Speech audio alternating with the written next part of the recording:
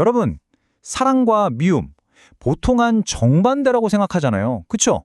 그런데 만약에 말이요, 뭔가를 진짜로 진심으로 사랑하려면 오히려 다른 뭔가를 미워해야만 한다면 어떨 것 같으세요? 좀 이상하게 들리죠?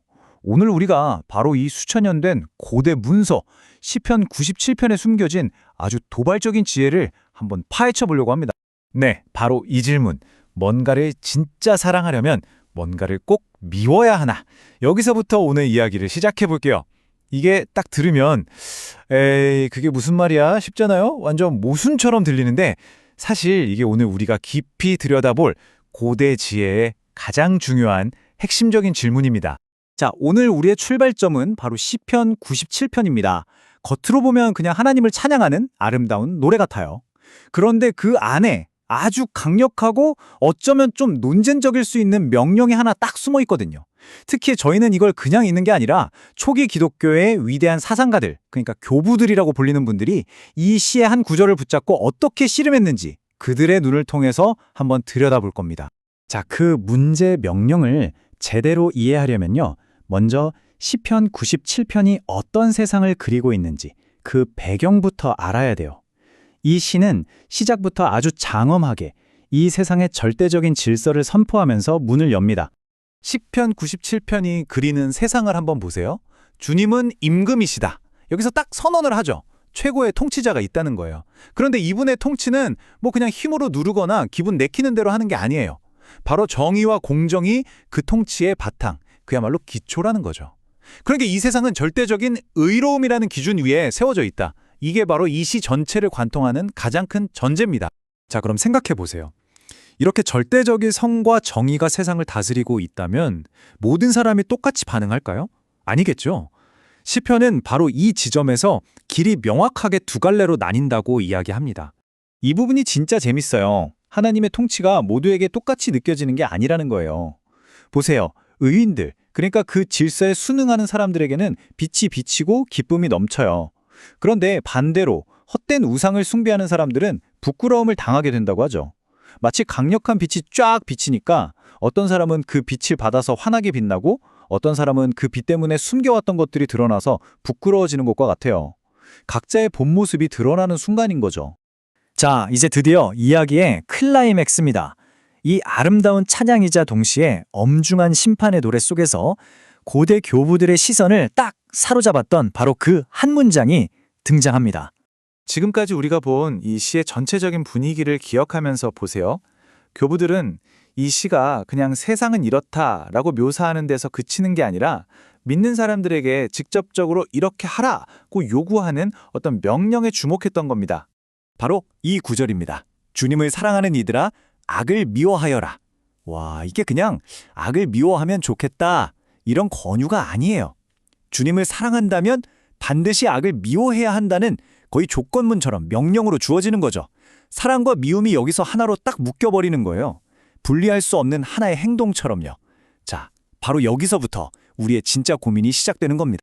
악을 미워하는 지혜라? 제목부터가 좀 낯설죠? 보통 사랑을 이야기하는 종교에서 미움을, 그것도 지혜라고까지 말하는 게 어떻게 가능할까요?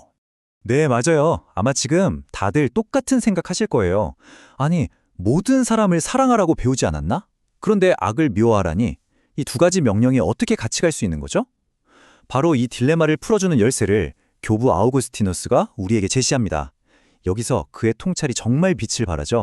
아우구스티누스는 이 문제를 정말 놀라운 방식으로 풀어내요. 그는 사람을 사랑하는 것과 악을 미워하는 게 서로 부딪히는 별개의 행동이 아니라고 말합니다. 오히려 이렇게 딱 정의를 내려버려요. 사람에 대한 참사랑은 바로 그 사람 안에 있는 모든 악을 미워하는 것이다. 이게 무슨 말이냐면 진짜 사랑은 악에 대한 미움을 포함할 수밖에 없다는 거예요. 와, 이건 정말 생각의 틀을 완전히 깨는 엄청난 관점의 전환이죠. 그럼 그게 어떻게 가능할까요? 핵심은 바로 구분에 있습니다. 아우구스티누스는 사람과 그 사람 안에 있는 악을 날카롭게 분리해서 봐야 한다고 말해요. 사람은 하나님의 선한 피조물이니까 당연히 사랑의 대상이죠. 하지만 그 사람을 병들게 하고 파괴하는 죄, 타락, 즉 악은 하나님에게서 온 게 아니란 말이에요. 그래서 이건 미움의 대상이 되어야 한다는 겁니다. 이게 딱 그거예요. 의사가 환자는 정말 아끼고 사랑하지만 그 환자 몸 안에 있는 암세포는 어떻게든 제거하려고 미워하잖아요. 똑같은 이치입니다. 이 논리를 단계별로 한번 따라가 볼까요? 자, 첫 번째, 사람 자체를 사랑합니다. 두 번째, 바로 그 사람을 너무나 사랑하기 때문에 그 사람을 망가뜨리는 악을 미워하게 되는 거예요. 그리고 마지막 세 번째, 그 미워하는 악을 그 사람에게서 제거하려고 애씀으로써 결과적으로 그 사람의 영혼을 구원하게 된다는 거죠. 이렇게 보면 악을 미워하는 건 더 이상 파괴적인 증오가 아니에요. 오히려 가장 깊고 진실한 사랑의 표현이 되는 겁니다. 그리고 바로 이 구절이 이 모든 논리에 마침표를 딱 찍습니다. 불의를 사랑하는 자는 자신의 영혼을 미워하기 때문이다. 이게 무슨 말이냐면요. 만약 우리가 어떤 사람 안에 있는 악, 그 불의를 미워하지 않고 그냥 내버려 두거나 심지어 그걸 괜찮다고 용납한다면 그건 결국 그 사람의 영혼 자체를 미워하는 거나 마찬가지라는 거예요. 그 사람이 망가지는 걸 그냥 방치하는 셈이니까요. 그러니까 악에 대한 무관심이나 용납은 절대 진짜 사랑이 될 수 없다는 거죠. 결국 시편 97편과 아우구스티누스가 우리에게 보여주는 건 사랑이 그냥 좋은 게 좋은 거라는 식의 막연한 감정이나 무조건적인 수용이 아니라는 겁니다. 진짜 사랑은 때로는 아주 날카로운 분별력 그리고 용기를 필요로 한다는 거죠. 그래서 이 수천 년 전의 지혜가 오늘을 사는 우리 각자에게 이런 질문을 던지는 것 같아요. 지금 당신의 삶에서 당신 자신이나 혹은 당신이 정말 사랑하는 사람들 안에서 그들을 진정으로 사랑하기 위해서 당신이 단호하게 미워하고 맞서 싸워야 할 그 악은 과연 무엇입니까? 어쩌면 이게 오늘 우리에게 주어진 가장 중요한 숙제일지도 모르겠습니다.